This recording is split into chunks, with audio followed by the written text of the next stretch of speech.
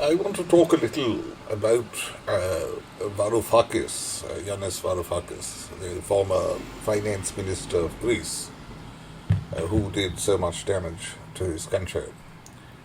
You see, he, over the last 5 years, he has built, he has capitalized on the disaster that he caused to his own country.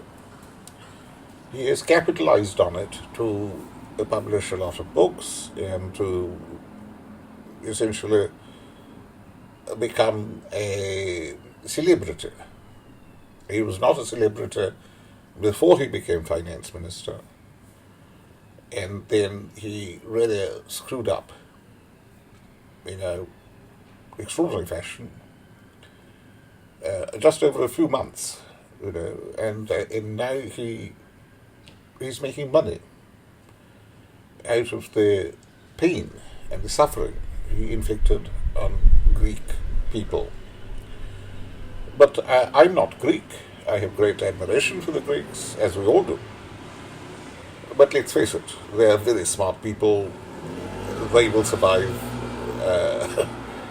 And there's a story about Alcibiades, if I'm pronouncing the name correctly. Alcibiades was a rather a strange man. Well, he was part of the jeunesse dorée. He was a wealthy young man, and it was said about him that it is a mistake for a town to raise a lion cub within its borders.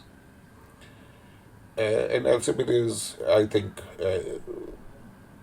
according to history, not that I understand ancient Greek history, but apparently it wasn't that good for Athens. He was certainly not good for Socrates or for some of his other pals.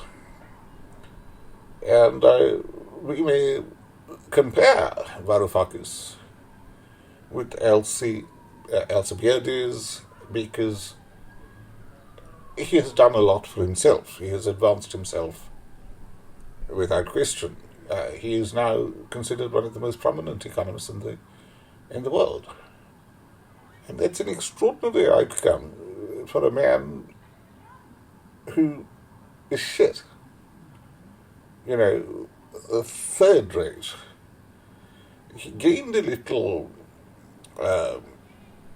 prominence because a very well credentialized Greek leader who, like his father, was a PhD, but he was crazy, he was stupid, and he thought that Varoufakis, because his daddy was a very successful businessman, probably very good, as most of these Greek people are. They're very competent. And he thought, here's a chap who studied perhaps at a crap university for his first degree. He might be a genuine left-wing person, but he wasn't. And, like Meghnad Desai, Varoufakis describes himself as a Hayekian Marxist. But this is actually rather a foolish way to describe yourself. Because you see, Marx, after he came to England, he put his head down, he went to the British Museum, he read everything from by Adam Smith and by David Ricardo, and then he'd spend, he'd drink a lot. Marx was drunk. And he had a horrible style of writing. But then said, he was German. Germans were stupid. They still are when it comes to this particular type of activity. But Greeks, actually do economics. They actually do statesmanship. They actually do the law. They do jurisprudence. They didn't really need to put forward professors, because the ordinary Greek is better at these things than the professor, the pedagogue. Indeed, Aristotle's pupil was Alexander. And Alexander, you can say that he changed politics.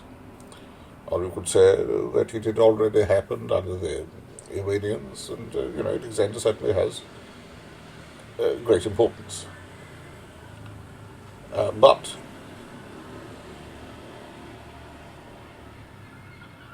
Aristotle doesn't.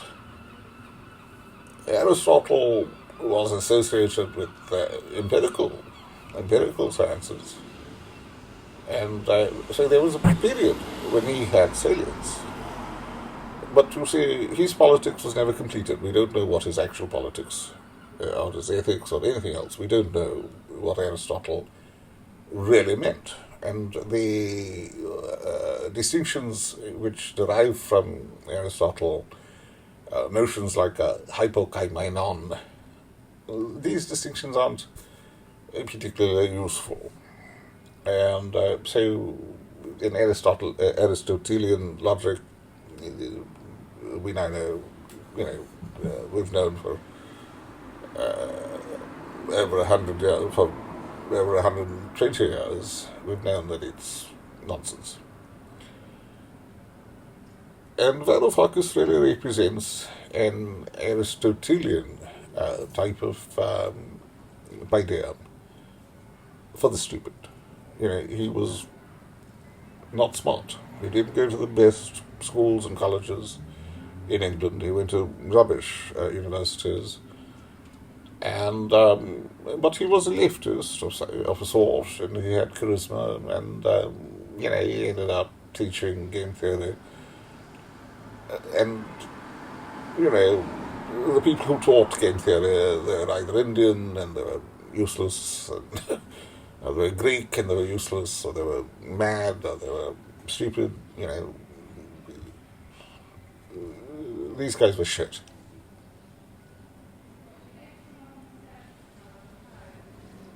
What made Varoufakis different was that he was well spoken. He could have made money.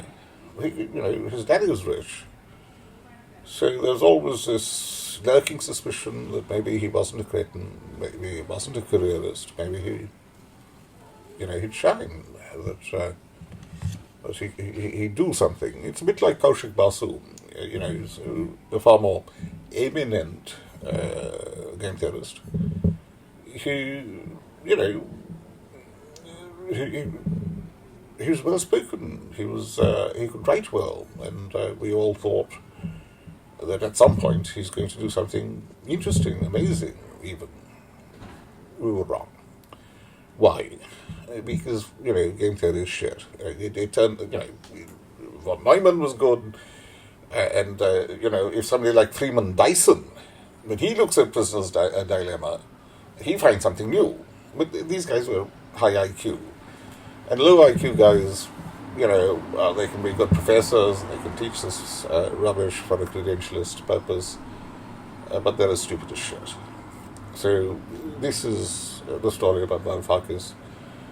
And now what I'm going to concentrate on is something that people like Varoufakis didn't appreciate about evolutionary game theory. And that is something called the bourgeois strategy. So this is something, guys like, bougie guys like Varoufakis aren't going to like, because, you're teaching this shit, and the whole point about teaching this shit rather than making money and being a real bougie, is that you should be radical, and you shouldn't be bougie, and you should shave your head and try to pretend that you're a rock star, even though you're a professor of a shit subject, teaching rejects, because the smart kids They get their degree and then they fuck off and they make a lot of money. And you're teaching retards at the MA and PhD level because they're in the queue to get a job, and the only fucking job they can get is to teach this retarded shite. so it's very sad that some people have to do this shit.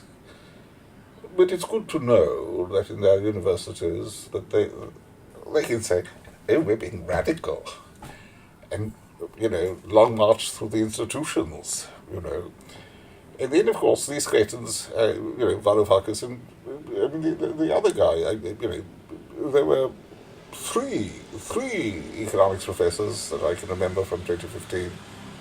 One of them went to Eton. He was slightly less shite, but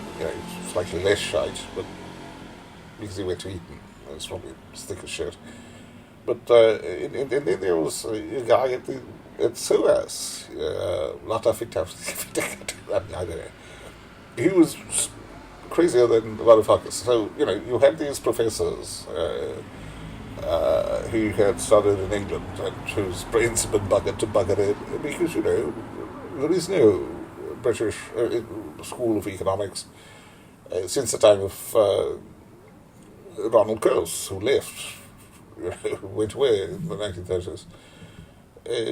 British economics is shit. Yeah, and America would employ people in shite departments who came from England.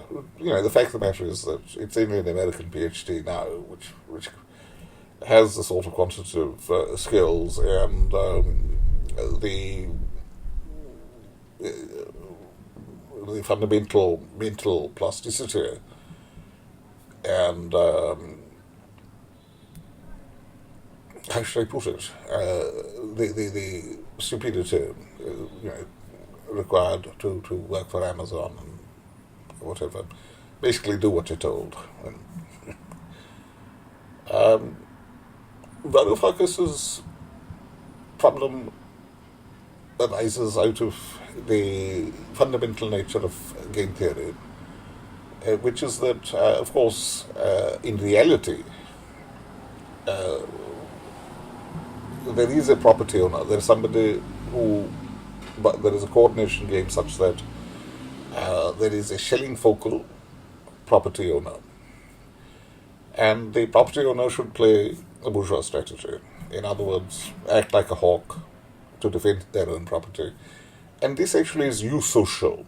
It's like the Zahavi handicap theory that, it's a eusocial signal, that it benefits society.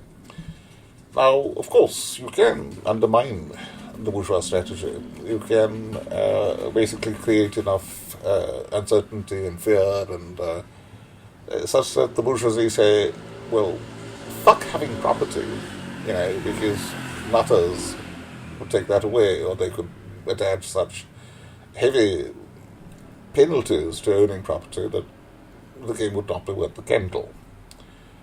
So then what do you do?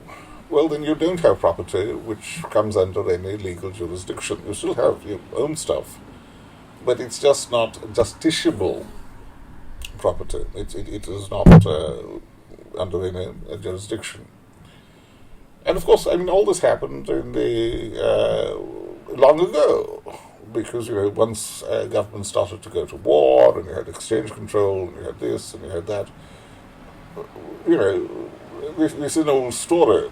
And in England you had Margaret Thatcher, in America you had Reagan, but that had been anticipated. They weren't really doing anything very new, and they basically upheld the bourgeois strategy, and that worked. Mrs. Thatcher did it by ensuring that ordinary people like me, ended up owning property, owning shares, and then suddenly forgot that you were a minority or whatever issues. You're in property, you defend your property. That's it. You're in a coalition. You're in the core of the game. That's it. the story's over. Socialism is for the birds. Now, Varoufakis, of course, he saw that this was happening. He's 2 years older than me, though, because he's fucking retarded. I graduated in '82, but I don't know what the fuck he was doing. And, these are battles which were won and lost essentially in the late 60s, in the early 70s. And people like me, and people like Varoufakis, we really ought to have known that. Or we did. I mean, come on, somebody pointed it out to us. But he pretends otherwise. He's romanticized his own past, and rather like a rock star, like somebody saying, oh, well, the sound I like is the sound of the Clash. But in his case, it's more like, what was it? Who was the crappiest band? I don't know. The Bay City Rollers. I wasn't cool back then. Well, actually, I was cool because when I met cool people, I'd tell them to go fuck themselves, and well, that was cool.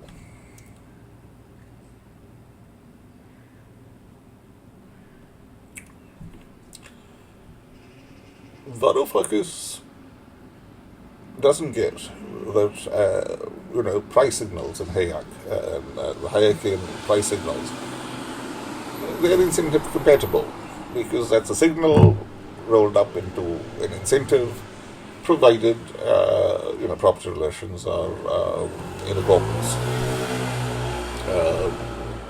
with, the information asymmetry in an optimal sort of manner. So in other words, if there is information asymmetry, then the guy with the more information has control of the asset. And then after that you have Gaussian solutions.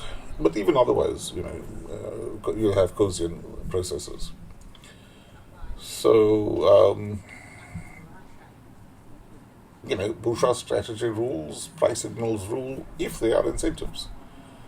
But you can't take, of course, the bourgeoisie, can migrate from a jurisdiction. They can keep their own, they can find new types of property which escape jurisdictions. But how are they going to maximize on that strategy? One answer is, have shitheads like Varoufakis put forward these crazy, stupid ideas. When a country really goes down the tubes, it is a section of the bourgeoisie, those who have disintermediated the jurisdiction, those whose property rights are not justiciable within that jurisdiction, they gain disproportionately. It's... So what Varoufakis is doing actually kind of makes sense. And you can understand why his milieu, the people around him, they don't call him on his shit. Because he's hastening a process, which existed. It existed before exchange control. And it was lifted, in other words, which... it is something back in the 60s, in the 50s, this is how you made money. Oswald Mosley, he's locked up during the war. The moment he is released from prison, he's able to make so much money so quickly that, unlike most other aristocrats, he's back in business. He's got his country house up and running. Oh, by the way, he hired a West Indian gamekeeper. Why? Surely Oswald Mosley is a racist, Nazi. Why would he hire a black guy to be the gamekeeper? The answer is that black gamekeeper scares the shit out of the poachers. They're fucking, they're running. They're kind of going, fuck, black man, he'll probably eat us. Fucking cannibal, I'm sorry, this is very racist, but Oswald Mosley was smart, and the Oswald Mosley strategy for the bourgeoisie is to make sure that you may own property, but you keep your wealth separate from your property, and you can actually get paid simply to exert control rights over your own property. And I think this is the secret of Varoufakis' appeal. I mean, somebody is financing this cunt. And perhaps, this is the secret. This is the secret, that he isn't, that he is, the fact that he's making money, the fact that he's promoted, and promoted by the Daily Telegraph. In that coterie, where the volatility traders who brought us Brexit. What's happening here? I think the answer is the man is a prostitute who answers, who's meretricious product, and he's not an academic, he is an academic in the sense that he's a pedagogue. That's his background, and he writes shite. But stupid, slow-witted shite, but, there's always a market for that. And, but the class that he comes from benefits by having this worthless shit propagated. But who doesn't benefit? It's working class people. It's those who are not mobile between jurisdictions, those who want to be part of communities, but now, thanks to Varoufakis, must see a substantial portion of people within their own communities baying for blood, barking up the wrong tree, and destroying those communities.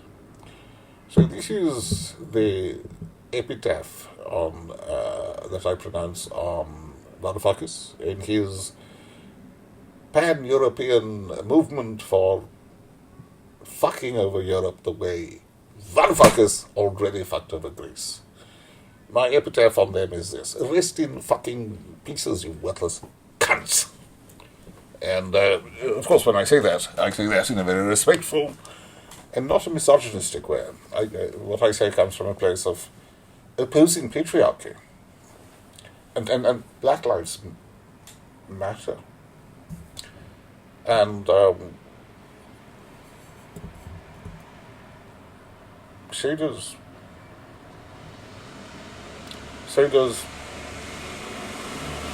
having a burger from McDonald's from time to time. Oh, seriously. What's wrong with that? And also, J.K. Rowling, she writes good books. I mean, I don't get this whole transgender thing, because, J.K. Rowling is such a male name. What, are you telling me she's a woman?